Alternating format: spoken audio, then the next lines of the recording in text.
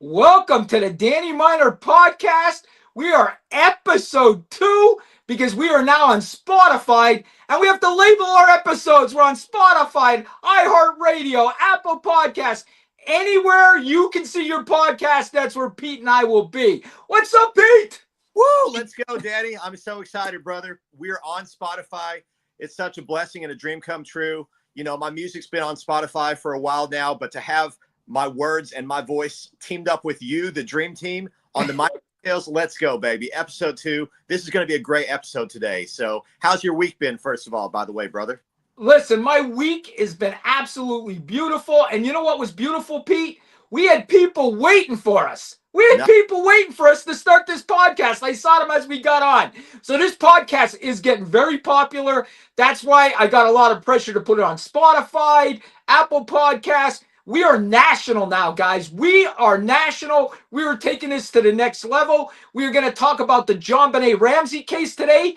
But Pete, you have some information about Mr. Beast. Let's go, baby. Yeah, hey, I'm excited to get into the content of the show today. We'll talk about that in a few minutes. But because today is the release of the final episode of Beast Games on Amazon Prime, I just wanted to dive into that for just a few moments. So I wore the Mr. Beast shirt. Shout out to Jimmy Donaldson, a.k.a. Mr. Beast.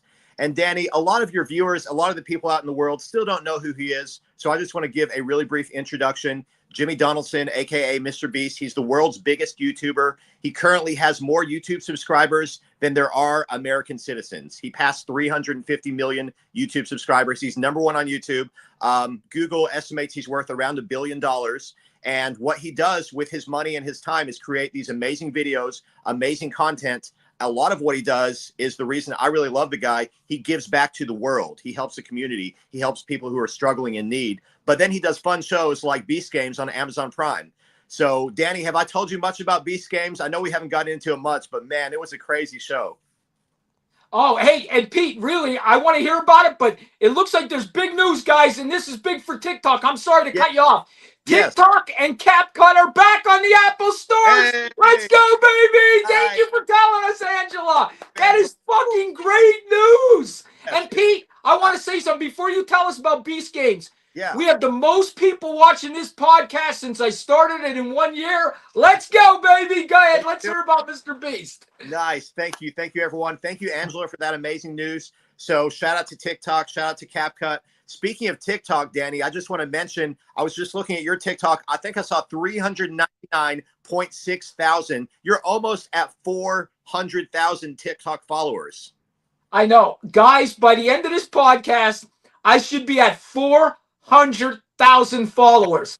I can't, but guys, I'm just a small town cop. I want to thank everybody. 400,000. Let's go, baby. Let's go. So and Pete, let me tell you, I'm having the best month on TikTok. February has been my best month on TikTok, but the hate is 10 times. People hate me. I probably got 50 messages, private messages about how people hate me. They called me a dork. They called me unintelligent. They called me everything in a book. But you know what, Pete? I still keep making content. I still keep doing what I'm doing. As you should. And with big platforms, with great responsibility, there comes a lot of negative baggage with that, and a lot of the negative, the naysayers, the downers, the haters, the ops, as we like to call them. And guess what, Danny? Most of them are not living their best, most passionate, purpose-filled life like you and me are. So I can understand why they're sad. I can understand why they're hating a little bit, because hey, look at you and me. We're out here really living our dreams. Listen, this one guy called me every name in the book. And you know what he said to me? He said, and you know what the sad part is? What's that? You're so unintelligent that people still follow you. I can't believe people still follow you and you're that stupid. That's what this guy told me. And I said, buddy, just keep going. Don't be jealous. You could be me. Just keep going. Yeah, absolutely. You know what, Danny? One day we'll win them over. If we don't win them over, then it's their loss at the end of the day. It's their loss if they're following us just to hate on us. At least we'll take the free follow, right? Yes. So listen, let's hear about Mr. Beast. And guys, hang on. We will get into the Jonbenet right after this. But let's hear about Mr. Beast. Yeah, absolutely. So on episode 2, Danny, I just wanted to bring in a little bit of a unique aspect to our podcast. Every single episode, I want to talk for just a couple minutes about a movie or a TV show that I was part of and maybe get your feedback on it, maybe answer some questions from the fans. And Danny, Sure. I didn't realize I miscalculated the Mr. Beast Amazon Prime Beast Game show was my number 107. So I've now been on 107 movies and TV shows. I forgot to add that one in. So Pete's been on 107 movie and TV shows. Congratulations, Pete. thank you, Hey, brother. I've been on one, Pete. I've been on one. Hey, I was on that one too, and you did amazing. You killed it on set. No, actually two. I was on Paramount Plus. So That's we'll give right. me two. Yes, we'll give me you're two. got one movie, one TV show. So Yes.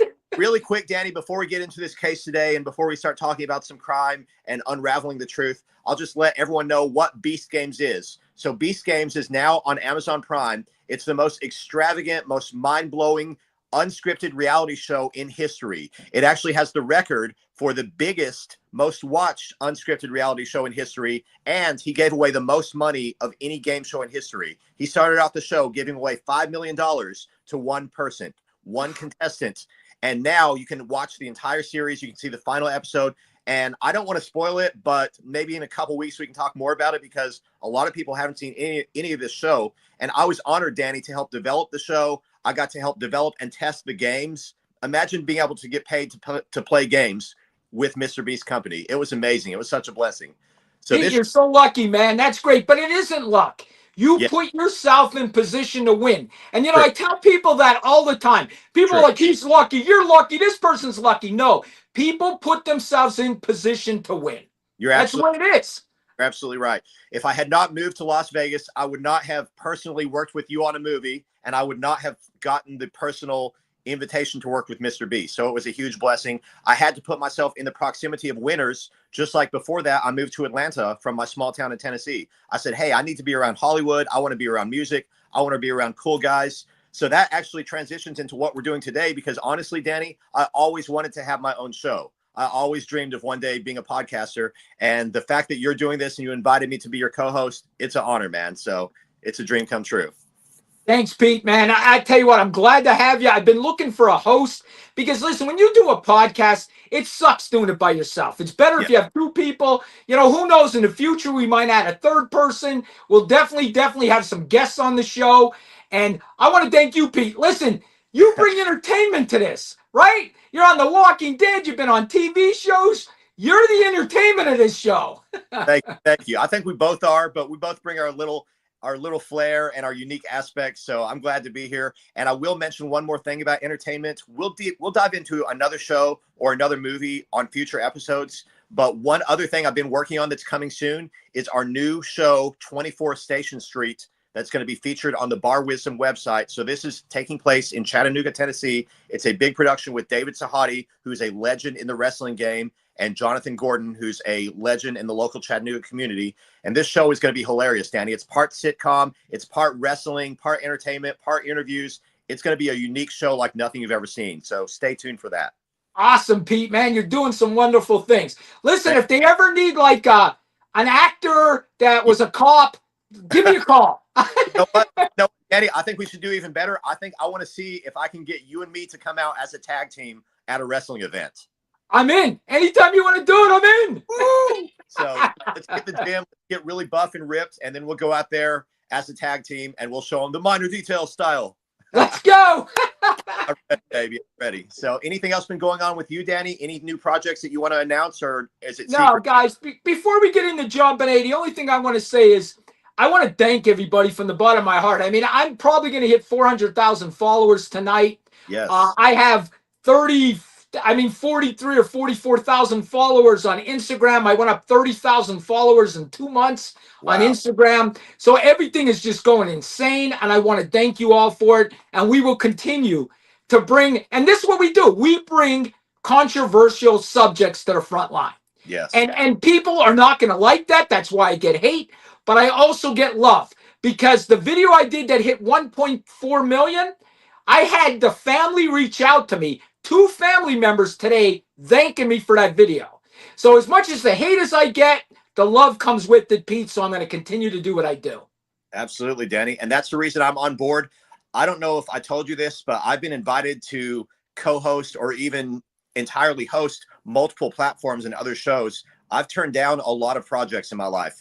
The reason that I'm excited to be here is because your vision is aligned with what my vision is as well. We're bringing the truth. We're unraveling the truth.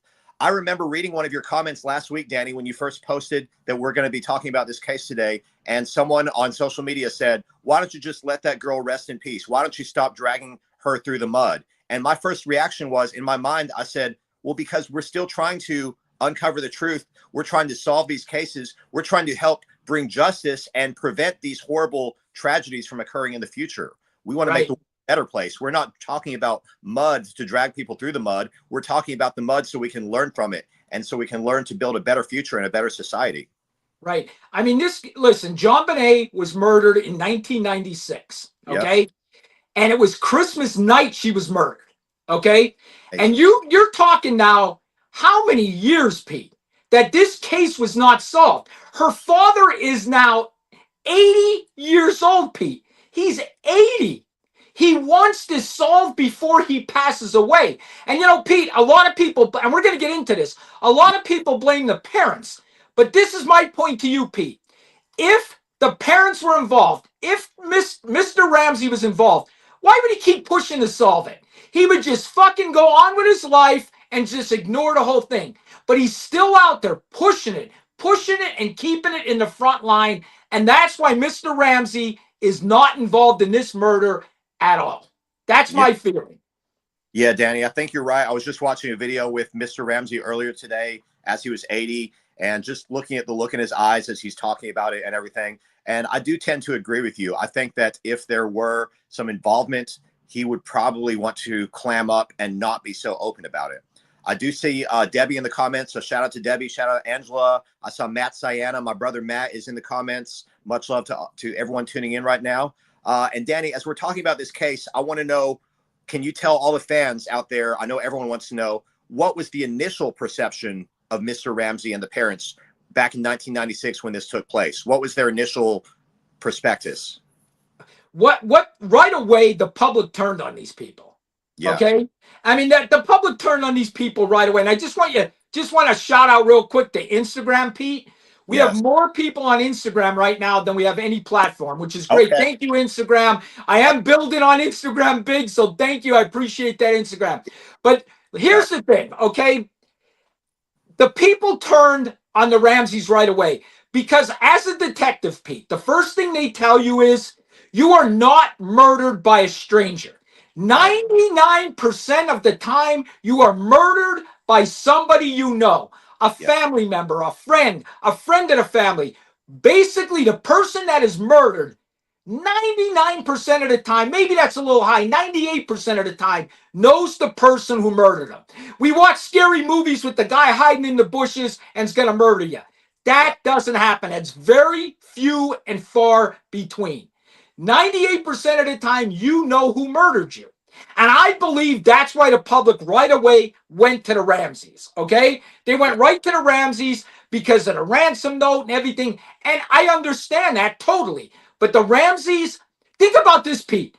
Your daughter has been murdered. And you can't even grieve because the public is blaming you. I can't even think of anything worse. Honestly.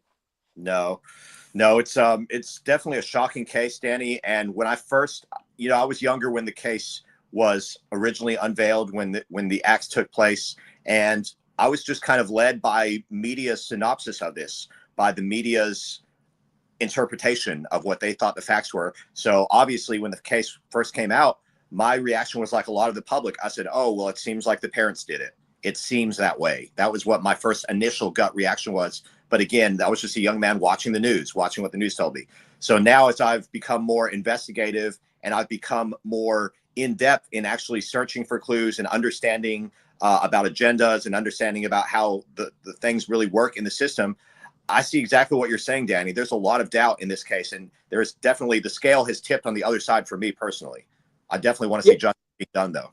Yeah. And let me tell you something. As a cop, as a detective, Pete, I should say as a detective, better is the cops made horrible mistakes in this case.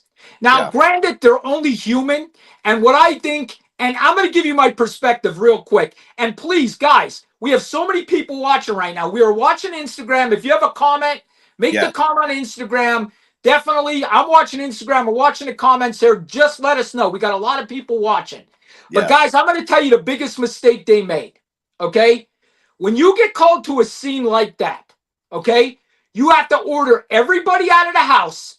Hmm. You have to search the house and get a search warrant for the house. Well, Right. what the cops did was they got there.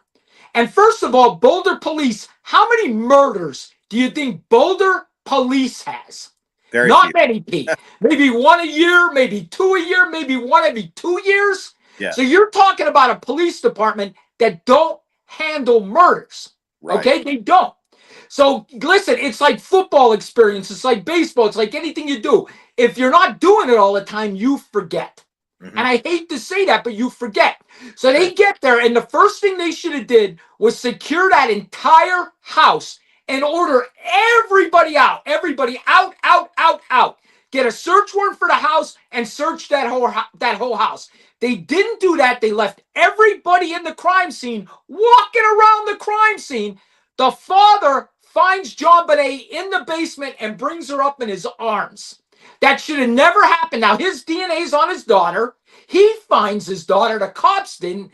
Total mess. That's why this case wasn't solved. This case is not solved because the cops fucked it up. And I'm sorry, I'm the bad guy. I'm the guy that curses. Well, They fucked it up. And that's the truth. yeah, and I'll be the good cop on this one and at least be open-minded. But I'm also the guy who's a rationalist and a realist. I look at the facts and I just try to get a logical understanding of that information. And Danny, I think you would agree, as a former Leo, a law enforcement officer yourself, this is why law enforcement officers need to have continual training. They need to have continual readiness assessments, because you're right. Small town Colorado, they're not ready for this.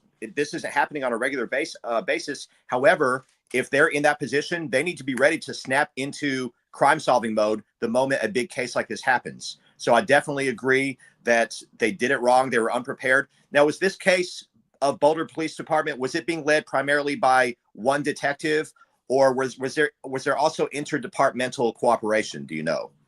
I believe they ended up calling the state police in to help them. But Okay. there's always like one lead guy. Yeah. In Yeah. every case, you got one guy. What they'll do is you're taking the lead on this, just like you see on TV. It's the same shit. Mhm. You're going to be the lead on this. You're going to assist them. You know what I Right. mean? That's basically what it is. And you know, I see a comment here by Debbie. A Yeah. natural instinct is for the father to pick her up. Yes, I agree, Debbie. 100%. And the mother, anybody would have done it. But Yeah. that's why I'm saying the cops fucked up, because Yeah. there shouldn't have been anybody in that house. The father shouldn't have found her. The cops should have found her. And then you have the crime scene. He took her out of the main crime scene. Do you realize that? We don't know exactly where her body was now. We don't know exactly anything because the father took her out of the main crime scene. So I get what you're saying, Debbie. You are 100% right. Yeah. But that's where it goes to the cops fucked up. They Yeah. shouldn't even have been in that house. Absolutely, Danny. And great point, Debbie. Thank you for your comments. Thank you, Angela. And Angela, I saw your little comment earlier about a Valentine's Day rap. Maybe after the show, we'll talk about that in the future. But back to the case, Danny, do you know how long the detectives or the police were investigating before Jonbenet was found by her dad? Do you know how long the investigation had been? Was this 10 minutes? Was it an hour, do you think? What Do would you you know get? what? I don't know exactly, but I do believe it was at least an hour, Pete. Like Wow. it wasn't immediately. That's It was not immediately where he found her. And I mean, could you imagine the father finding her choked with that thing around their neck where they choked her and everything? I mean, it's horrendous that the police let this happen. I'm telling you, as a detective, that would have never happened on my watch. And guys, I was in charge of our division. Okay, yeah. my last 3 years there, I was in charge of our division. And Pete, I want to bring this up. We're getting some comments on Instagram that you can't see, but I'm Okay. watching Instagram. People are talking about the ransom note. And yeah, I agree that ransom note is weird. Yeah. Okay? Let's The talk about ransom note, guys, there was like $118,000, something like that they wanted because they said they took her for ransom. And it yeah. is basically almost the same amount that he got for his bonus. So Yeah. that is weird. But that goes to the point that I always thought it was a friend of the family or somebody that knew the family. I always thought that. Absolutely. And Danny, I think another question is, why was there a ransom note found and yet she was not taken or kidnapped for ransom? She was in the house and unalived there. So that's another mystery to me, right? Pete, that's a mystery to me too. I try to go over that in my head. Like, you killed her, but yet you left a ransom note and she's in the basement. I don't get that at all. The only thing I could think, Pete, and I'm thinking outside the box as an investigator, and when you're an investigator, the best investigators think outside the box. And me thinking outside the box here, maybe he escaped through that basement window because there was like a stool or a table that he could stand on to get outside the basement window. So if you leave the ransom note, that gives you more time to escape, more time to leave the area, because now they think she was taken and she's not in the house. So he hides her in the basement, puts the ransom note so he could escape and get the hell out of there before the cops arrive. And the cops are thinking she's taken and not dead. That's just off the top of my head. Wow. That's incredible. And Danny, can you walk us through what you would have done as a law enforcement officer if you were the lead detective first on the scene? Can you walk us the way that it's supposed to have gone, the procedure and the investigation should have transpired? Yes. Now, guys, here's the thing. The most important guy to any crime scene is the first officer on that scene, not the first detective, the first uniformed officer on that scene, because he got to make the choice of protecting that crime scene, Pete. And what they tell you is you always make the crime scene bigger. You can always make it smaller, but you can't go from small to big. Because you lose that evidence. So if the first cop on that scene has to order everybody out of the house, get everybody out. I don't care that the Ramseys were rich. I don't care that they were millionaires, because I believe that intimidated the police and it stopped them from doing their job. They should have ordered everybody out of that house. I don't care how cold it was, and say, we're getting a search warrant. Then you get a search warrant and you search that house. That's what should have been done, Pete, but it wasn't done, and that's why the evidence was fucked up. That's why the main crime scene where the body was fucked up, it was that first officer on the scene that fucked it up to start with. And that's just my opinion. Wow. I think a lot of people would agree with you. I saw that Debbie was just saying she thinks someone on drugs may have done it. You could be right, Debbie. I think you would have to be mentally inferior in some way. Something's wrong in your mind, or you're on drugs, or both, to commit such a heinous act. It's terrible. And now I see Angela commenting that Danny would have been eating a steak. He would have been the first one. Wouldn't be the first one there. Angela, you're always giving Danny a hard time. I love it. Danny, would you have been eating a steak, a filet mignon? Is that what you have been doing? Yes, for sure. Guilty. Charged. Here. And listen, I'm sorry to do this again, but I got to give a shout out to Instagram. We have a lot of people on Instagram right now, which is good. A lot of good comments too. Thank you. And guys, listen, if you want to review the podcast, like I said, by tomorrow, it'll be on Spotify, it'll be on iHeartRadio, it'll be on Apple Podcasts. Anywhere you get your podcast, we will be streaming to. Yes, absolutely. And I see Crystal in the comments on Instagram. I see Blue Jean Baby Denim. So much love to everyone. And everyone, please tune in to all of our shows on any platform that you want to, because we want to actually hear your feedback. We want to be able to answer questions, and we want to unravel the truth. So, Danny, you're telling us how it should have gone on the crime scene if you were there, if you were the lead detective. Obviously, that didn't happen. Boulder police messed it up. So where did that leave us? Once the end of that crime scene investigation, day one, unfolded, where did that leave the case? It lead the case to nowhere. What they did was the first detective on the scene, this is my feeling, okay, Pete, and this is just my feeling. He got fixated, and you get tunnel vision on the Ramseys. So he was fixated that the Ramseys did this, that the note was no good, and they were involved, and he didn't look anywhere else but the Ramseys. And that's why we're here 30 fucking years later, because this detective got tunnel vision. And that's just my opinion. I don't know this for a fact, but I know how detectives are. They get on one thing, and they don't want to go away from it. They're like, the Ramseys did this, and we got to prove it, instead of looking like, was Joe Blow doing this, or Joe Jones, or Jim Smith. Honestly, they get fixated, and they get tunnel vision.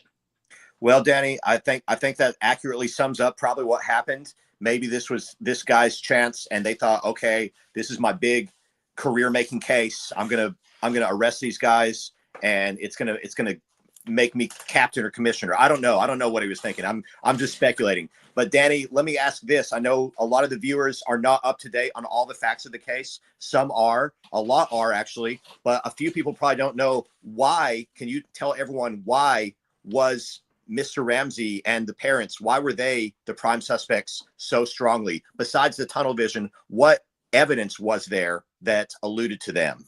I'll get to that. And just one thing, Con McCoy 11 says when he gets to Vegas, he's going to buy me steak. Oh, perfect. All right, I'm here. Just DM me. You can buy me steak. That's Hey, on Instagram. a place called the Golden Steer out there in Vegas. Have you been to the Golden Steer yet? Oh, the Golden Steer's the best steak place in Vegas, but it's expensive as hell. Okay, well, I was going to say, when I was there for 5 months, I always wanted to go. I never had a chance. So when I come back, Danny, you and me are going to the Golden Steer. And we'll bring Connor, too, if Connor's in the house. That sounds good. That sounds perfect. And Angela, you can come, too, if you're around. Everyone join us for steak. All right. So, yeah, Danny, tell us about the evidence that people would like to know. And those of the people who don't know yet, they want to know, why was Mr. Ramsey, why were the parents so strongly accused? They believe that Jonbenet wet the bed and her mother accidentally killed her.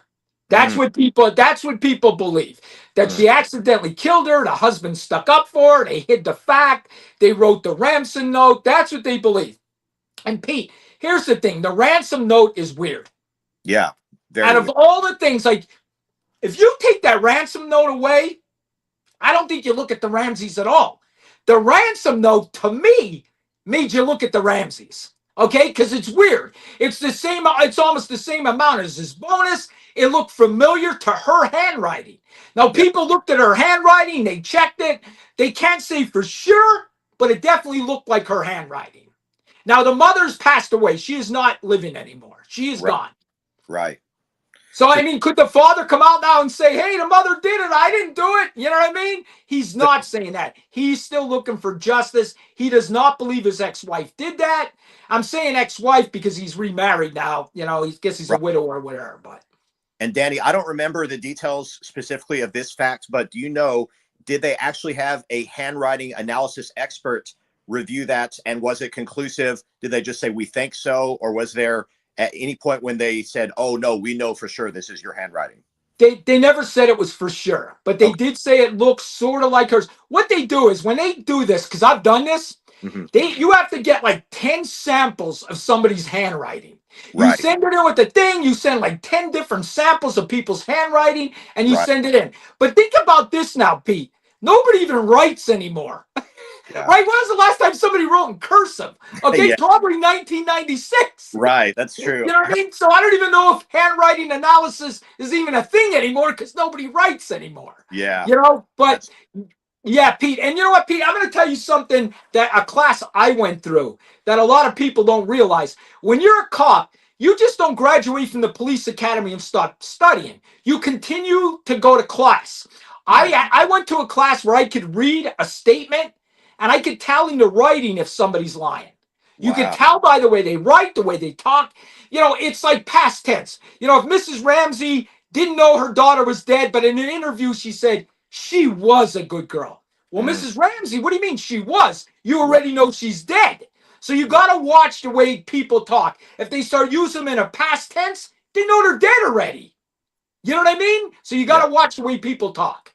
Yeah, absolutely. That's a good point. And I've dived into a little bit of handwriting analysis myself, so I think it's very interesting. And I'm fascinated by the way that experts can interpret different pieces of information. I see Angela in the comments. Let's see what she says. 20 years later, you could have injuries to your arm or hand and not even write the same anymore. Even arthritis will change it. That's true. That's absolutely true. A lot can change in 20 years. I also see another comment on Instagram, Danny. This is from Crystal. Crystal said he may work for the company she performed with and already was in the home. So there are a lot of mysteries that need to be unraveled here. There's still a lot that needs to be uncovered. And Pete, you know, I want to say this out there. This is my personal feeling about whodunit. Okay, There's two things that interest me. There Yeah. was a girl that went to the same dance school as Jonbenet, lived in the same area. There was an intruder in her bedroom, a male in her bedroom. Yep. Okay? So you had a same girl in the same neighborhood. Like not the same girl, but the same age, same dance school, same everything, with a guy in her bedroom. Yeah. Could this been the same guy? Pete, Boulder, Boulder does not have serial killers and serial rapists running around. It's a Right. rich area. So this has to be some kind of, there has to be a connection. There has to be a connection with this dance school. Now they got new DNA to be able to, I guess there was DNA on her underwear. There was DNA on the neck thing that they put on her to kill her, to strangle her. And they want these things tested with this new DNA. And Mr. Ramsey believes if they test this new DNA, we're going to find out who did this. That's what he believes. And folks, he met with the new police chief and the new DA this month, and he liked the meeting, and he believes the new police chief, the new DA is going to do the right thing. I really hope so, Danny. It's been so many years since this case unfolded. When was the case officially closed, or was it officially closed? The case is never going to be closed. That's what I thought. A murder case like that will always stay open. Yeah. That case is 100%. It will stay open until it is solved. Yeah, that's what I thought too. And speaking of solving cases, on a related note to our last week's case, I see Con McCoy over on Instagram is mentioning that he mentioned you, Danny. He says the Daily Mail in the UK is reporting that there's new evidence that may clear BK for the Idaho event, the Idaho crime. Is there any update with this? Can't believe the papers over here. So have you heard any updates on new evidence for the Idaho case? Pete, basically what they're saying is some stuff's coming out. They found DNA on, I believe, the staircase, and I believe on a blue glove outside, that there was DNA on these two things. But the blue rubber glove outside, Pete, that could be a cop. Okay, cops wear blue gloves when they're going through crime scenes. They might have left it outside. True. And this house was a party house. So there's going to be DNA everywhere. So listen, this is my question. The DNA on the knife sheath, the knife case, was Kohlberger's and nobody else's. So yes, this is just the defense throwing shit out there. Honestly, that's all it is. Okay, yeah, we'll continue to cover that. And everyone stay tuned, because when that trial actually goes live in August, Danny Miner and myself are going to be in Idaho, in Boise, reporting live from the scene. So and folks, I want to tell you something else. Not only are we going to go live from the scene, we will have our podcast from in front of the courthouse. We will be live with our podcast in front of the courthouse. So I promise you guys, we will be doing this. As we get bigger, and we are getting bigger, for sure. I can see our phone on Instagram. I can see it here. We are going to go live to a lot of these scenes. I promise you. And my buddy, hey, listen, this guy, I got to call him out. Michael Gaudiano. Look at that name. Look at that name. That's the best Italian name you ever want to see. I love it. I love it. Michael. Listen, I want to tell you something about him. I was a cop with him, Pete. Okay. One of the best, funniest guys in the world. We got to have him on the podcast one day. I would love that. Hey, Michael, thank you for your service out there. Was this back in Pennsylvania? Yeah, I was a cop with him in Pennsylvania. Okay, nice. I love it. And hey, McBlue, shout out to McBlue, podcast in the courthouse. Yes, let's go.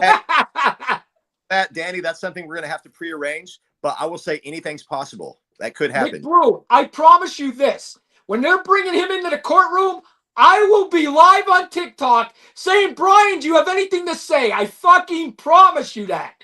I promise you, we are taking this to the next level, baby.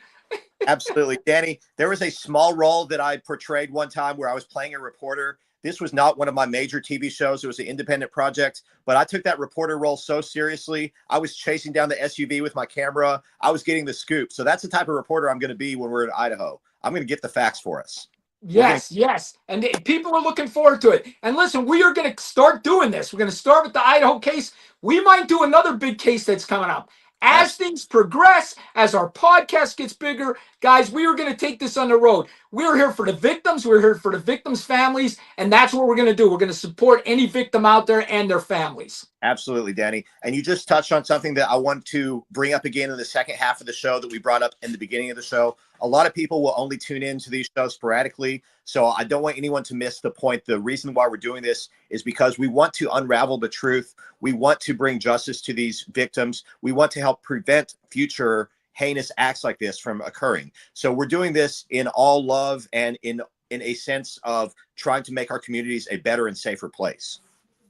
Oh, Pete, exactly. And listen, I don't know if I just want to briefly, and we'll go back to the Jonbenet case. I want to go briefly to, I have a video right now that I posted yesterday. It's at 1.4 million views. Wow. We had a guy murder his 22-year-old girlfriend in Tennessee. Oh. She was getting in her car. He shot her twice in the car. When she fell out of the car, he put one more bullet in her. Then he drove 100 miles an hour while the police were chasing him, and he tried to run over the police, and then the police arrested him and gave him a fucking black eye, and they arrested all 6 of the fucking cops for police brutality. It's unbelievable. And I just want you guys to know, I have ADHD. I'm fixated on this. I will do a video weekly on this until we vote this district attorney out. You're going to do that to the cops who were almost ran over, and then he resisted arrest, and you're going to arrest him for giving the guy a black eye? You got to be fucking kidding me. Pete, I'm sorry to bring that up while we're doing the Jonbenet, but that drives me fucking nuts. Yeah. Nuts. I hear. And Danny, a lot of people don't know you personally. Like, I know you. I consider you a brother personally. I know you as a good friend. And I know, Danny, that you're really like this in real life. A lot of people think that you're just putting on a character for the show, but you really are a passionate guy. You really have a lot of concern and care. And you're a former law enforcement officer. So I know this is like nails on a chalkboard when you see these things happening that you know you could have been involved in if you were on that case. And Pete, I want you guys to know, the family of the murdered girl they have reached out to me. 2 members of the family have reached out to me. They thanked me for keeping this in the headlines, and 2 family members of the cops that were charged reached out to me and told me how bad this was. And the murder suspect he's the son of a prominent, rich family in Tennessee, and that's why this case is being handled with kids' gloves, because he's fucking rich and he has a rich fucking family. That's what I heard. Wow. Well, Danny, I can't say I'm surprised. A lot of the folks out there know I grew up in a small town in Tennessee, and there's definitely a lot of favoritism going on in certain areas. There's a lot of nepotism and a lot of, if you're plugged in society, then you can just get away with things. Well, that's not how the world should work, Danny. It shouldn't be the richest person gets away with the most stuff in life. It should be, if we have an equal standard of accountability, we should all be held standard to that. And I see McBlue says paid for politicians. Exactly. How many of these politicians have money in their pockets? So that's for another podcast. I'll jump off topic really quick talking about that, because I'm Pete, I just want to say one other thing to people that were never cops. Okay. Yeah. And again, I just have to mention, we have the most people in this podcast that we ever had. I want to thank everyone. I could see everybody that's in here right now. Thank you, guys. But listen, guys, as a police officer, okay, you got to realize you're getting called to a murder scene. You're getting to that scene and you're seeing a young woman with bullet holes in her, bleeding to death. You start chasing the guy that did this to her. This guy tries to fucking kill you. How do you stop from not giving him a black eye? You let me know. You let me know how you stop from giving him a black eye. And people don't get that. Cops just can't shut it off. Oh, sorry. Cops just can't shut it off, Pete. I knocked my microphone. I apologize. No worries. That means you're getting passionate. That means you're really getting into it. So it's all good. And you're right, Danny. I've never been a law enforcement officer. I thank you for your service. I thank your friend Michael, my brother Matt, who's a law enforcement officer. I thank everyone out there who does it. But you're right. I cannot predict what I would do in that situation, because that's a whole life commitment to honor that oath. To protect. And listen, I definitely want to get back to Jonbenet, as Angela's saying. But one last thing I want to say about that. When I see newscasters bash the police, I'm thinking to myself, you never been a hero. You never walked in my fucking shoes. I've been a hero. All you do is be a Monday morning quarterback. You've never been a hero. I have been one. So who the fuck is going to listen to you? Sorry, Pete. That's just me.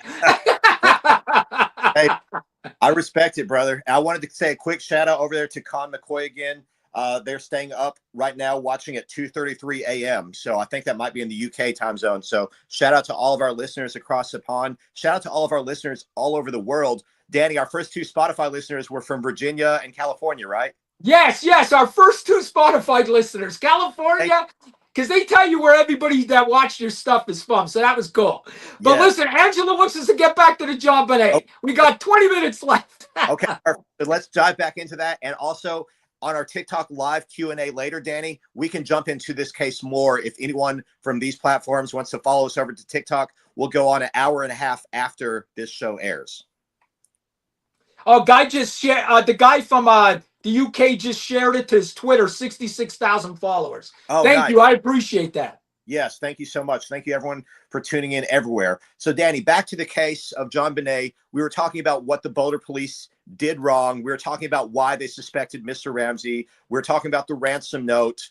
We were talking about the amount of money that was asked for in the ransom. Yes, there are a lot of mysteries involved in this case. Now, if you were the lead detective, they got the call as a kidnapping case, correct? Yes, as the daughter was kidnapped and a ransom note is left. Yeah, so you told us what you have done, what you would have done differently if you had walked us through if you'd been the first officer on the scene. Obviously, they did not follow that protocol. Things got messed up. So where does that leave us? Well, with an open case years and years later. So now let's fast forward to today with what we're hoping to find and discover. How much closer today do you think we are to finding answers? I think with the new DNA, Pete, Mm-hmm. you got to realize back in 1996, DNA was just starting to be talked about. Right. Like, well, I became a cop. Now, don't laugh, Pete. I became a cop in 1988. Okay. I was a cop in 1988. And when I Okay. became a cop, all we had was fingerprints. Okay. We had revolvers that only shot 6 bullets. Okay. I was basically the Wild West cops back then. We didn't have automatics. Okay. So if Wow. you think about back in 1996, DNA wasn't even really a thing. But now Yeah. you fast forward where DNA solves more cases than anything than Wow. anything. So I believe with the new DNA technology, we're going to find out who did this. But Pete, you got to realize we're only going to find out if that person has a criminal record or their DNA is on file. Because if their DNA is not on file, you're only going to get 35-year-old white male, approximately, brown hair, blue eyes. That's all you're going to get. You're not going to get who exactly it is unless their DNA is on file.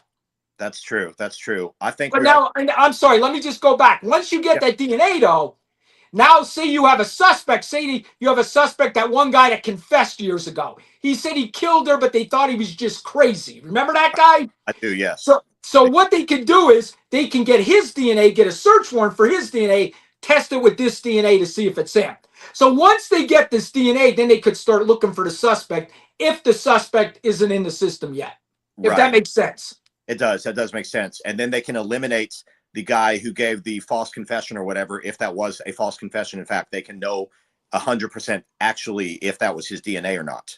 Yes.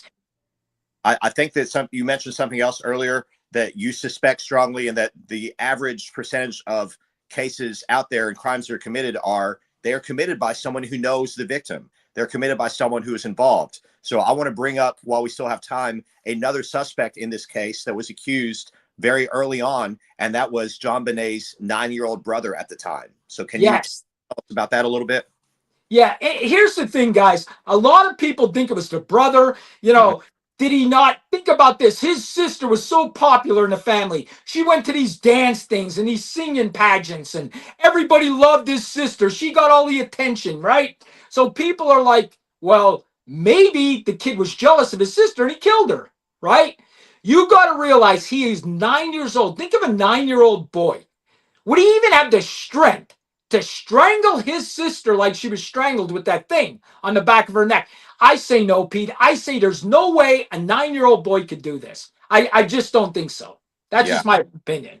I think you're right, and I feel like after a while he was more I don't want to say necessarily exonerated, because like you said, the case is still open.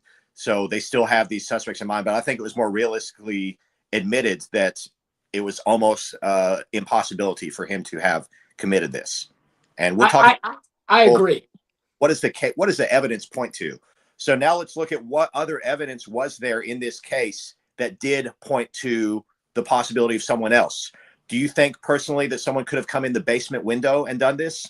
Yeah, what they did was they hired this investigator, okay, that solved like many major murder cases, right? He comes in there, he looks at the scene. This guy believes, and I can't think of his name off the top of my head, he believes they came in through a basement window. Okay, he believes the window was they were able to push the window open because the window was open when they got down there, and then there was a step stool, like a desk or something they stood on to get into the basement. And he believes that's the way they left too, through this window. And a lot of people are like, "Oh, the window's too small." I remember watching a documentary where he went through the window by himself to prove that you can go through the window. Wow. So listen, this is what I think. I think he might be on to something here. They were at a party. Was somebody in that house when they got home? Was somebody already there? That's what I think. Well, I think you're absolutely right. And I see McBlue says that the entire case was on more tangents than this podcast. Left and right. So shout out to McBlue. Shout out to wherever you're from, McBlue. I wanted to bring up another comment right now from Instagram, Danny. I see Con McCoy says, everyone should be made to give their DNA for reasons of this nature. Now, that's an interesting thought, isn't it? Imagine if there was a DNA database for everyone. I know a lot of people will say invasions of privacy, but also at the same time, we want to make sure that little children are not being heinously unalived in their homes.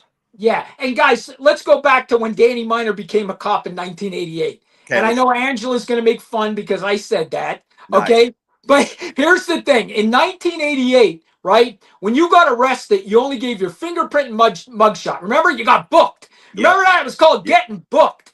You got your picture, you got your fingerprints because you lost your right when you got arrested.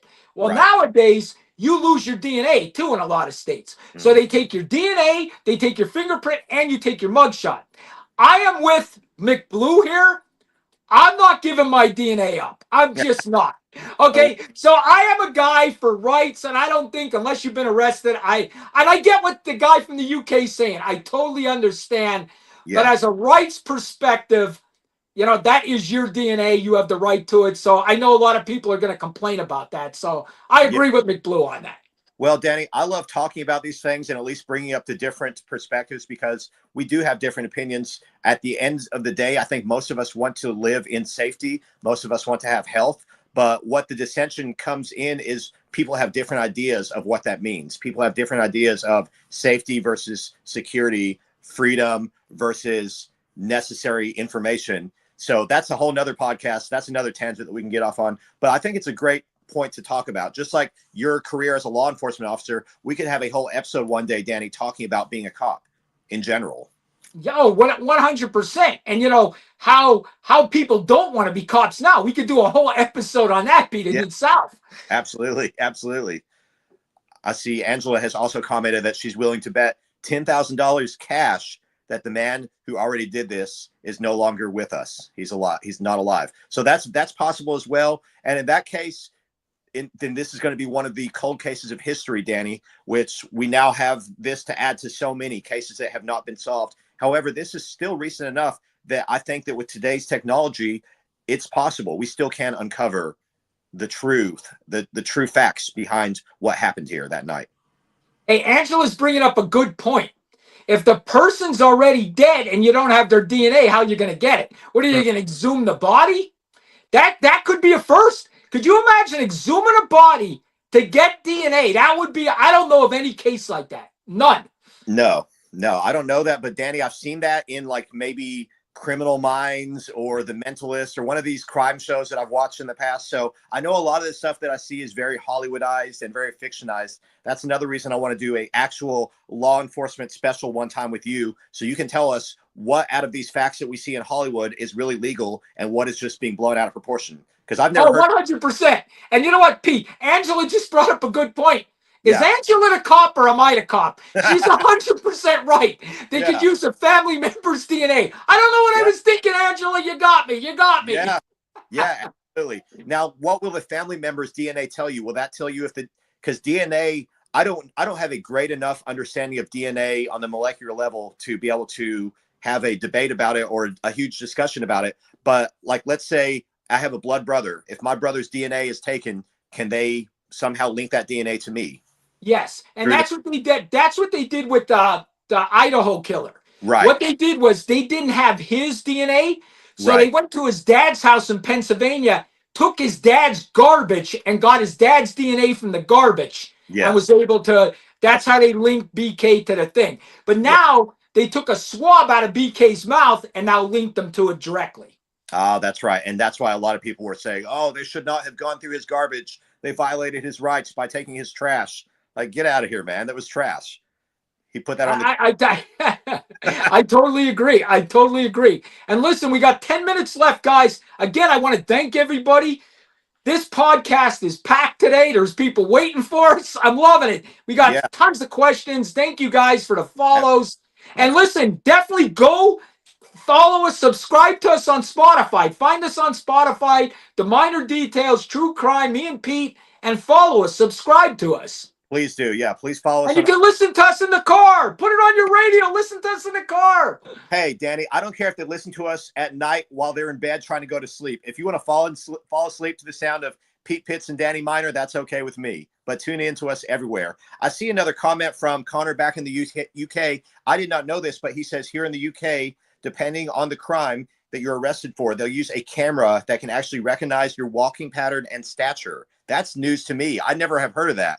But No, me neither. technology is huge. So obviously the world is changing and it's going to get harder and harder for these criminals out here thinking they're going to get away with things. Yeah, and you know what? They just come up on that UK comment where they could tell how you walk. Yeah. Pete, when I was leaving, they were trying to sell our police department. There was this technology where you pointed like this like fake gun at somebody. It was like a flashlight. It wasn't a gun. It was like a flashlight. You could point it at them, and this will tell you if the person has a gun on them. Wow. So you can point this flashlight and see if somebody has a gun on them. Like it'll tell you this guy has a gun on him. It's on his side. It's on his back. It was crazy. Right when I was done being a cop, that technology was coming out. I wonder why we don't see that in the mainstream societies. I mean, I've never personally seen one of those. That sounds cool though. Listen, I'm a good salesman. I tried to get our police department to buy it, but they wouldn't buy it. They wouldn't buy it, Pete. It was like, I don't know, it was like $100,000. They didn't buy it. Hey, I just want to comment. Mike Gaudiano, did I tell you? Look at his comment. Yes. This is what I had to deal with my whole career with this guy. This guy was like this his whole career. He would make me laugh, Pete, even when the situations were bad. I love it. Nice. Shout out to you, Michael. Thank you for tuning in. Thank you to everyone who's served in law enforcement and everyone who's interested in these cases. We're just trying to unravel the truth, Danny. That's all we're trying to get to. So, Pete, you know what? I want to at least we'll talk about next week's episode and a couple other things in the last 5 minutes. I want to end this Jonbenet case of what I think may happen. If you want to put what you think, I personally I'm going to go with an intruder, but a person that knew the family. Like this wasn't Joe Blow that nobody knew that was walking around Boulder and just decided to do this. Yeah. This is somebody that knew the family. This was a friend of the family or an acquaintance. You know what I mean? Somebody that just knew them, maybe. Not maybe friends with them, but knew them, knew of them. And somebody that was a sick pervert that was infatuated with this young girl. That's what I think, and I think that's who we're looking for. Yeah, I believe you could be absolutely correct there. I think that the chances are almost 100% that it is someone who was actively involved in that Boulder community, someone who either went to the pageants and saw this young girl develop an infatuation, someone who worked with the father in some capacity, or it could be a known acquaintance or relative. But at the same time, I think that once we find out, hopefully when we do find out the truth and the answer, we're not going to be surprised to know that it was someone who was in fact connected to that family. So I think you're absolutely right. Now, Pete, I want to. We got 5 minutes left. I want to throw this out to our followers and our subscribers. what other case would you like us to go over? DM me, Yeah, message me, please do. message me through TikTok. The crime solver at yahoo.com. Yeah. Email me, email Pete. Pete, put your email. We'll do whatever cases you guys want. Yeah, absolutely, Danny. And I have had one personal request so far to talk about the Scott Peterson case more. Other people have mentioned random cases here and there, so we could definitely get a group poll and figure out what are the most popular cases that people want to talk about. I do see McBlue says can sleep with Danny yelling. I think they can't sleep, but I would fall right asleep to your melodic voice and mine. That would put me right out personally. Listen, McBlue knows me. Okay, He knows me from the minute I got into poker, and now I'm an addict. He nice. knew me before I was an addict in poker. I used to play with him in Hazleton, Pennsylvania, so he knows me back then. Yeah, okay, I love it. McBlue also had a comment on YouTube asking, do we think the Padgetts and et cetera played a role? I think it's a very, very likelihood. If I were just going to guess, I would say like 75% chance or greater that the culprit had something to do with the pageant world. Because Yes. this is a young girl who is being glamorized, who is being posturized as a young lady and adult, and so obviously, like you said earlier, there's sickos out there. There's people who just develop these infatuations and they're not getting the help they need. So, who knows? But was it connected to the pageant world? Very likely, I'd say. Pete, and I think you brought up a good point. What I'm going to do tomorrow, I'm going to put a poll up of different cases and have people decide what's our next case to do. Yes. I just want to throw this out. Gabby Petito, there's a new documentary coming out, I believe, on Netflix or Prime. It's coming out mid-February, like the 18th or 19th. That's another case that we could talk about. I want to throw that case out there, the Scott Peterson case. Yes. But we're going to let our followers decide. I'll put a poll up. Whatever the poll says, that'll be our next case that we do. I love that. I love that. And I see your cousin Movements with Minor is in here on Instagram. He says Danny has more of an alarm voice. So I guess he to wake up and it's going to be the sounds of the minor details waking him up in the morning. So shout out to your cousin. Shout out to your personal trainer cousin out there. Listen, I think that should be like an alarm on your phone, me waking you up in the morning. Yeah. Right? You get woken up to the crime solver. All I want to know is why is the minor details not a ringtone yet? It's gotta be. We've got to make it a ringtone. It's gotta be. It'd be the most popular ringtone out there. Absolutely. And ladies and gentlemen, I want to tell everyone we will be eventually unveiling a Minor Details theme song that I'm going to be working on. So that's not happening yet. But right now, Danny, we can go ahead and announce the new merchandise coming up, right? We can go ahead and talk about that. Guys, I'm redoing and revamping our merchandise. We're going to sell. Listen, you guys don't want shirts with me and Pete's face on it. You don't want that. So we're going to have some good true crime shirts. Yeah. So it's going to be all true crime. I'm redoing all our merchandise. Hopefully by next week, we can unveil that to everyone. Yes, absolutely. So that's exciting. The new merchandise line is coming. We're also are looking for feedback as well as for podcast topics. We want feedback about what you guys think that didn't get discussed in certain cases, because we want to be able to cover these cases from top to bottom. We want to stand out from other shows that are just giving you the basic facts. We want to really dive in deep. And I also want to say special shout out to Spotify for having us. Everyone, please go follow us on Spotify. Give us a listen later and do like your cousin Danny is going to do and set us for your alarm. That's fine. And listen, guys, I want to invite everybody. It is now almost 7 o'clock.